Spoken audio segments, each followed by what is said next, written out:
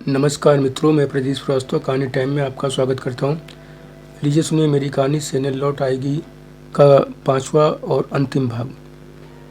Emilio ने अलग होते हुए कहा, ठीक है रोहित, हम दोनों शादी करेंगे, लेकिन इसके पहले मुझे एक बार अपने देश जाना ही पड़ेगा। एमिलियो की हाँ ने मेरी खुशियों को एक झटके में 7वें आसमान पर पहुँचा दिया। खुशी से मैं पागल हो उठा। हमारे बीच यह तय हुआ कि ठीक है, वह अपने देश जाए और जितनी जल्दी हो अपने सारे काम निपटा कर आ जाए।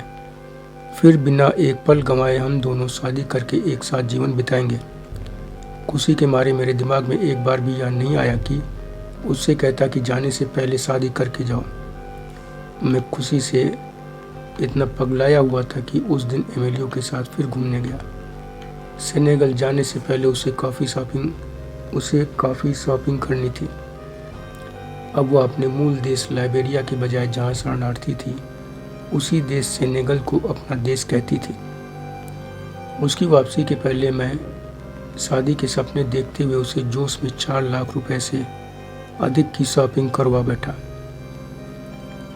उसके लिए एक डायमंड पेंडेंट गोल्ड चेन के साथ लिया। एक शोरूम में साड़ी पहने खड़ी एक खूबसूरत सी डमी देखकर दिमाग में एक खूबसूरत सी शरारत सूझी और एमिलियो के लिए एक महंगी साड़ी ब्लाउज का सेट ले आया। लौटते समय ढेर सारी गुलाब की पंखुड़ियाँ सेंट ले आया। साड़ी और अन्य चीज़ों के लिए उसने पूछा तो कुछ बताया नहीं, यहाँ तक कि हज़ारों रुपए मेकअप के सामान में ही खर्च कर दिए। उस रात मैंने उसे अपने देश सेनेगल जाने से पहले खूबसूरत सरप्राइज देने की ठानी भी थी। साथ ही खुद भी एक अद्भुत एहसास से गुजरने का अनुभव करना चाहता था। तो रात मैंने कहा, जब तक मैं न कहूँ तब तक प्लीज़ बेडरूम में न आना, न जाना। वह मान गई। फिर मैंने बेडरूम को फूलों से सुहाग सेज में बदल दिया। उसके बाद एमिलियो को बताया कि यह साड़ी भी तुम्हारे लिए लाया।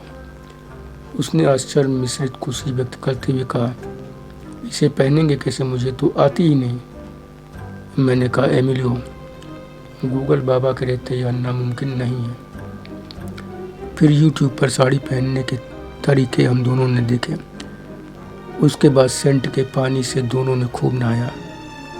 फिर मैंने उसे साड़ी ब्लाउज आदि पहनाया, उसका मेकअप किया। मेकअप के बाद अपने को शीशे में देखकर उसने खुशी से कहा, oh my God Rohit, it's me, I can't believe it, it's amazing. संयोग से उसे मैं बहुत अच्छे ढंग से साड़ी पहनाने में सफल हो गया था। वह साउथ इंडियन फिल्मों की हीरोइन सी नज़र आ रही थी। क्रीम कलर की काफ़ी काम की हुई डिजाइनर साड़ी थी। Maroon lipstick, dark lip liner, खूबसूरत लाल बिंदी, बस मांग में सिंदूर नहीं था। उसे भी मैं कुछ देर में भरने वाला था। लेकिन पहले मैंने हिंदी फिल्म का यूट्यूब पर विवाह वाला दृश्य दिखाया और सुहाग रात का भी। इसे देखकर वह कुछ गंभीर सी दिखने लगी। मुझसे बोली, रोहित, मैं नहीं समझ पा रही हूँ कि तुम क्या कर रहे हो, क्यों कर रहे हो, मगर जो भी है मुझे अच्छा लग रहा है, खुशी हो रही है, मैं रोमांचित हो रही हूँ। मैंने कहा, एमिलियो, मैं खुशी बटोर रहा हूँ, अपने लिए, तुम्हारे लिए। मैं अपने और तुम्हारे बिखरे हुए जीवन को एक जगह समेट सजा कर दुनिया के सामने दुनिया के तमाम खुशहाल कपल्स की तरह जीवन जीना चाहता हूँ। मैं उसी की शुरुआत कर रहा हूँ। हम दोनों अब हमेशा साथ रहेंगे, खुश रहेंगे, एक कंप्लीट सेटल्ड लाइफ जिएंगे। मेरी बातों का उस पर न जाने क्या असर हो रहा था कि उसके होठों, चेहरे पर मैं मुस्कान और भावुकता की लकीरें साफ देख रहा था। घर में भगवान का कोई चित्र या मूर्ति के नाम पर ड्राइंग रूम में एक कैलेंडर टंगा था, जिसमें तारीखों के बॉक्स के ऊपर शिव पार्वती हिमालय पर्वत पर एक हिमखंड पर बैठे हुए थे। मैं उसी कैलेंडर के सामने एमिलियो को लेकर खड़ा हुआ और साथ में लाए सिंदूर की डिबिया निकालकर उसे फिल्म की शादी की बात याद दिलाई और ईश्वर को साक्षी मानकर एमिलियो से मांग भरने की इजाज़त मांगी। उसे मैं इसका सारा मतलब साफ साफ बता चुका था। इजाज़त मांगने पर वह कुछ देर मुझे अपलक देखती रही। उस समय उसके चेहरे पर आ रहे तमाम भाव मैं नहीं समझ पा रहा था।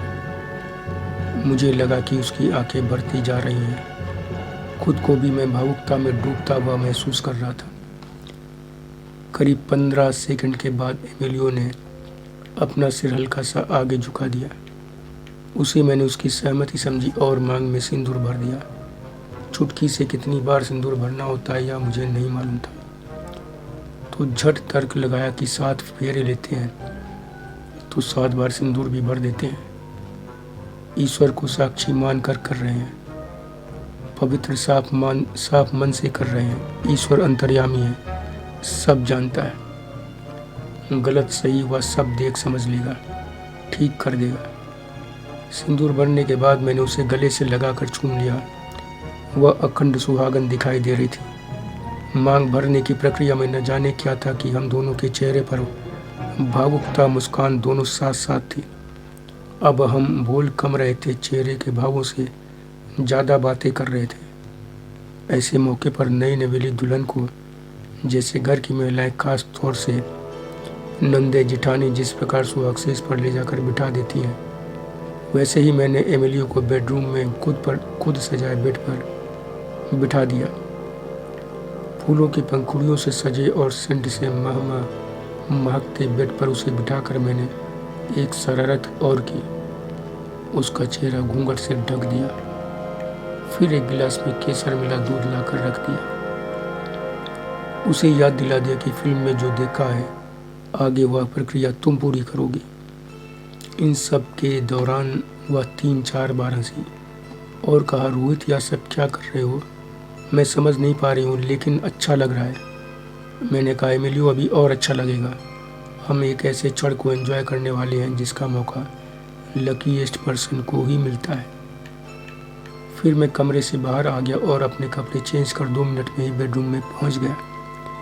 मैं जानता था कि एमिलियो ज़्यादा इंतज़ार नहीं कर सकती, मगर कमरे में मेरे पहुंचते ही एमिलियो ने जिस तरह से मुझे सरप्राइज़ दिया, मुझे चौंकाया, वह अद्भुत था, मेरे लिए अकल्पनीय था। मैं पहुंचा तब भी वह घूंघट किए ही बैठी हुई थी कि तभी बिजली से कौंध गई। जब एमिलियो एक भारतीय दुल्हन की तरह उठी और झुक कर दोनों हाथों से मेरे पैर छू लिए, मैं अवाक रह गया और उसे उठाकर बाहों में भरकर चूम लिया।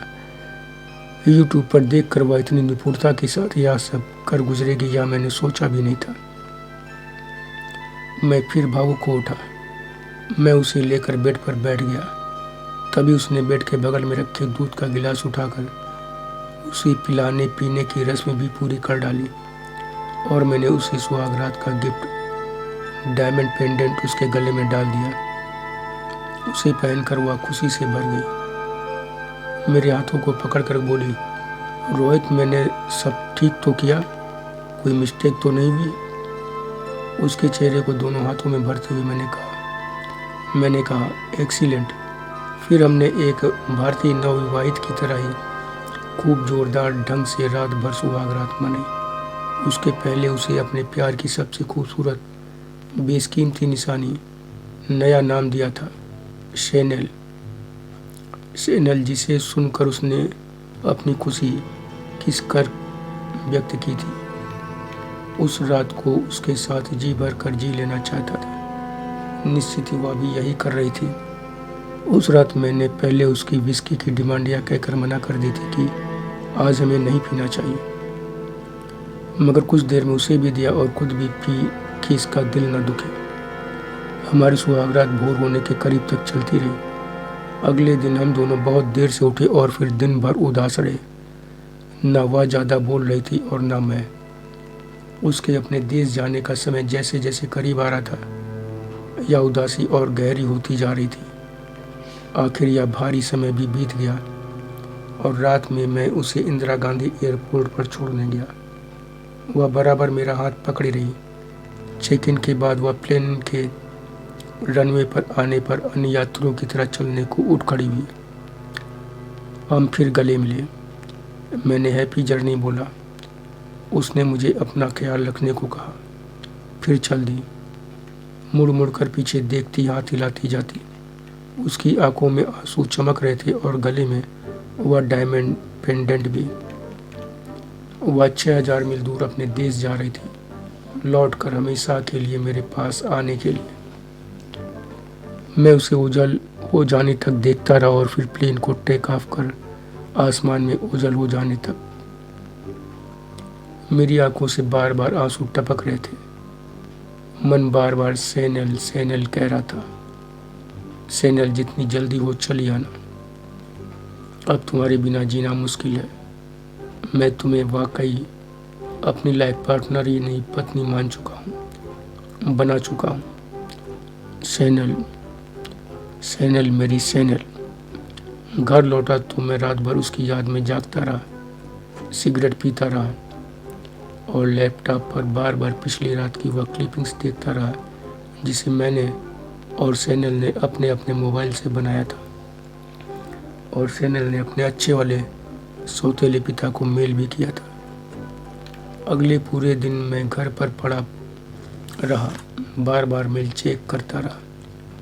एमिलियो के नंबर पर रिंग करता मगर वह ऑफ मिलता, कोई मेल नहीं आई। मैंने सोचा सफ़र की थकान के कारण सो रही होगी, उठेगी तो करेगी।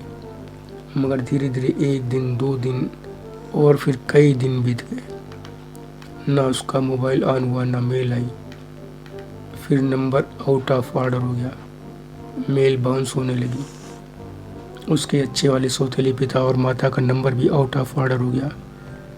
मुझे यकीन नहीं हो रहा था कि मैं ठगा गया, तन मन धन तीनों तरह से, हर तरह से।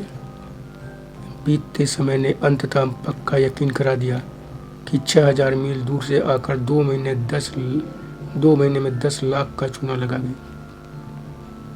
कितनी अच्छी लाजवाब थी उसकी साजिश की विदेश में 2 महीने खाना पीना, घूमना, गाइड, सेक्स पार्टनर, सब कुछ।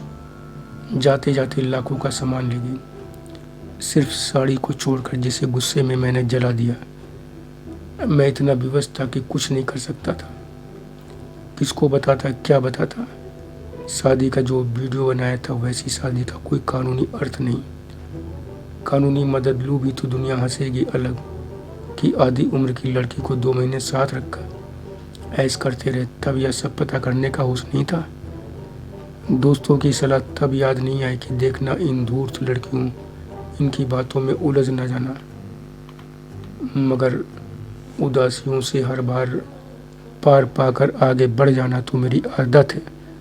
तो कुछ ही दिनों में इस उदासी को भी तार तार कर फिर से अपने अब तक के सबसे सुरक्षित वफादार साथी गुड्स ट्रेन के लोहे के घड़ घड़ करते गार्ड के डिब्बे में सवार हो गया और सवार होकर मीलों मील की यात्रा करने चल दिया, सबका माल सुरक्षित पहुंचाने के लिए। गार्ड की बोगी की गड़गड़ाहट दिमाग की नसें चीर दें, इससे बचने के लिए मैं अक्सर फिर किसी ड्यूटी पार्टनर को साथ ले लेता हूँ।